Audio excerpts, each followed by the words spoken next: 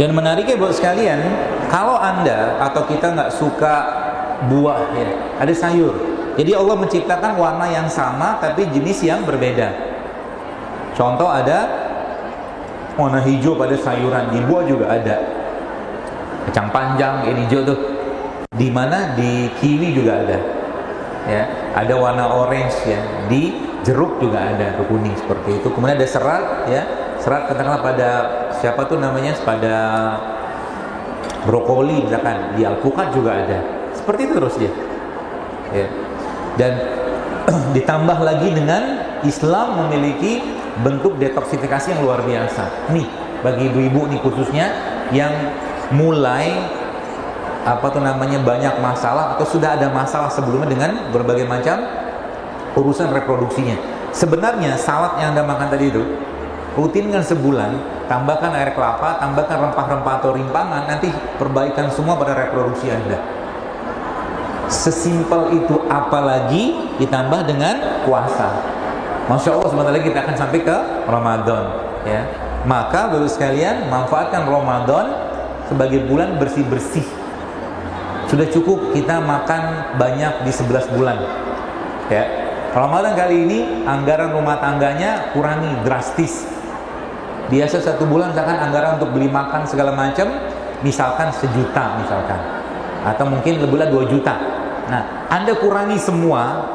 Lebih baik Anda jadikan makanan tadi menjadi makanan ruh. Maksudnya apa? Gini, ini kan kurma. Kurma ini sehat insya Allah. Kalau dimakan menyehatkan apa? Raga. Kan gitu. Pertanyaannya, bagaimana kurma ini bisa menyehatkan jiwa kita, kolbu kita, iman kita, atau ruh kita? Caranya gimana? Anda makan 1, 2, sisanya Anda kasih ke orang. Paham ya? Makanan yang dimakan orang tadi akan menguatkan, menyehatkan kolbunya kita. Maka Ramadan jangan sibuk dengan makan untuk diri kita. Sibuklah dengan memberikan makan untuk ruhnya kita. Termasuk juga dengan di rumah. Ya.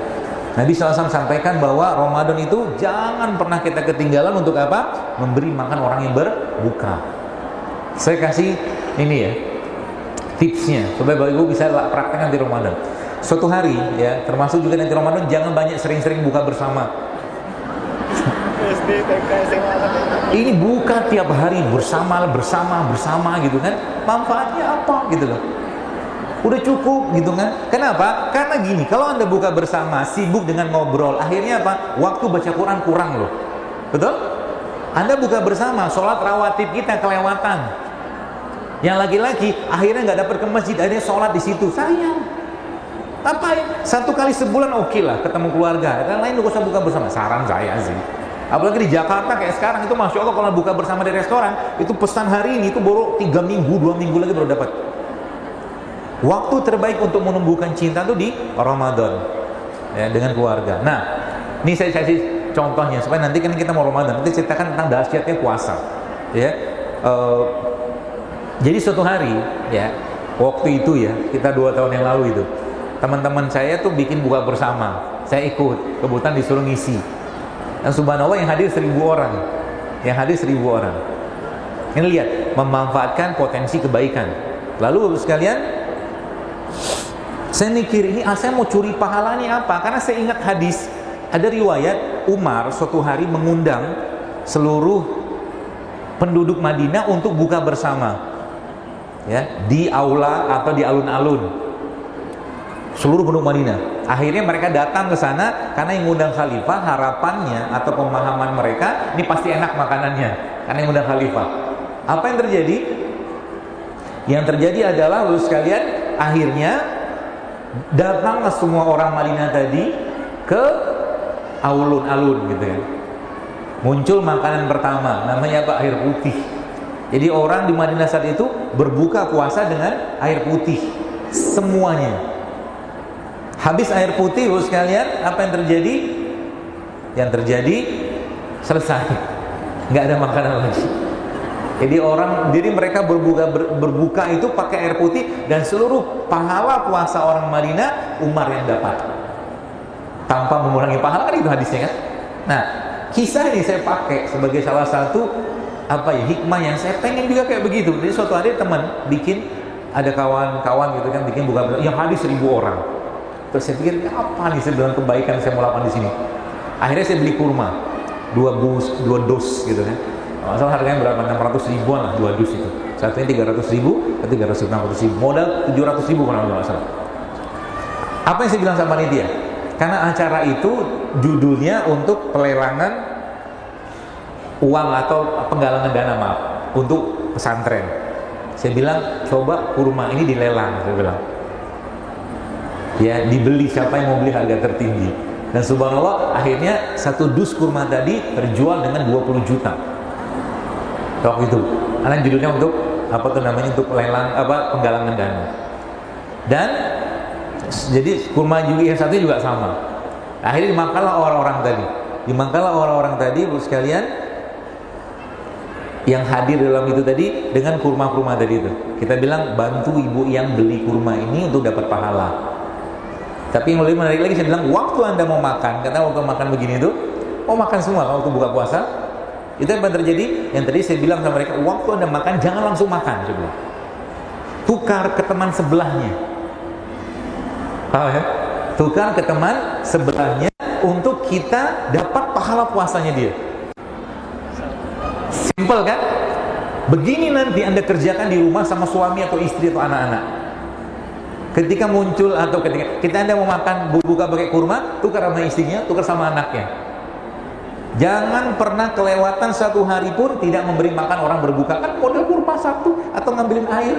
Yang bapak-bapak mungkin kita yang misalkan belum ada rezeki untuk membelikan makanan, datang ke masjid, siap bantu menyiapkan orang berbuka, pahala juga.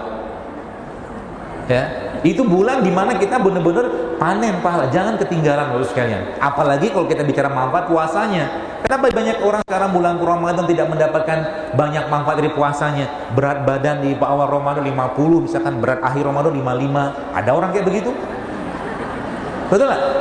Banyak yang dimakan gula lagi, nggak ada perubahan. Masjid tiap Ramadan gorengan lagi, sirup lagi. Anda belum tahu juga sirup sekarang. Coba lihat, beli sirup 16 ribuan itu, ya. Lihat ada peringatan di bawahnya loh. Jangan dikonsumsi ibu hamil, menyusui dan anak-anak. Coba lihat, ada peringatannya. Ya, itu kita nggak sadar. Peringatan itu muncul gara-gara yang dimakan tuh nggak sehat gitu loh. Masjid, kalau harapan saya sih ya, masjid itu betul-betul menjadi pusat penyiatan umat. Jadi nanti disiapkan apa? Kira-kira kebayang nggak masjid itu nyiapin apa? Ibu-ibu yang ada dapat giliran ngasih takjil, kan bisa diubah takjilnya. Ya, Anda kasih rebusan kayak apa, kayak segala macam. Kemarin saya salah satu ke kantor salah satu perusahaan di sini lah gitu kan, penerbit Quran di situ, Syamil Quran, kebetulan kan nyetak di situ. Nggak kebetulan, qadarullah dicetak di situ. Ya, ternyata sekarang di warungnya mereka pun sekarang sudah mulai berubah makanannya. Ya, jadi jadi kita tuh warungnya sudah mulai jual almond, bukan mulai jual, mulai ada almondnya, ada kismisnya segala macam, ada rebusannya segala macam. Meskipun saya nggak tahu, kira-kira pulang dari situ mereka kembali ke warung, Allahu a'lam. Tapi minimal ada kebiasaan yang terbangun. Ya, mau diwajibin nggak bisa. Kenapa Bapak sekalian? Apa yang kita makan sekarang ini akan membangun generasi ke depan. Kalau nyampah sekarang, maka generasi sekarang ke depan nanti gennya sampah semua. Ya. Coba Anda baca buku tentang baca tentang epigenetik, nutri epigenomik, itu jelas itu sekarang. Kenapa generasi kayak sekarang itu lemah-lemah semua, banyak penyakit segala macam? Ya karena memang yang dimakan nggak banyak gizinya. Gitu loh. Sayur jarang, buah jarang, air putih jarang, asam amino apalagi, puasa jarang, olahraga jarang. Ya sudahlah, buka pintu penyakit namanya. Kayak gitu loh. Ya. Wa'fu 'anna waghfir lana warhamna wa'fu 'anna